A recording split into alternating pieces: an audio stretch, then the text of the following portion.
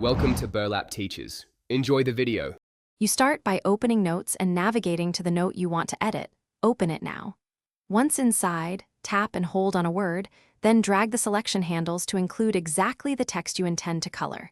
You do this so formatting applies only where you need it, avoiding accidental changes.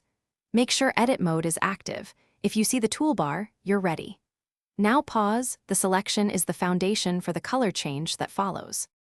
With text selected, tap the formatting icon in the toolbar above the keyboard. This reveals text styles and color choices. Once the formatting pane opens, tap the text style row to expose the color swatch. You'll see preset colors and a circle for more options. Tap a color to apply it. You'll see the selection update immediately. You do this because Notes separates style from color, so choosing the correct style first ensures the color behaves as expected across headings, body text, and lists. To finish, tap anywhere outside the selection to commit the color change and continue editing.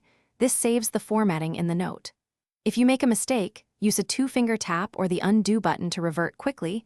This is faster than reselecting text. If color won't apply, make sure your iPhone is on a recent iOS release and that Notes isn't restricted by a profile or low-power mode. These can block formatting features. Once fixed, reselect and apply the color again. Thanks for watching. Consider subscribing if this video helped you.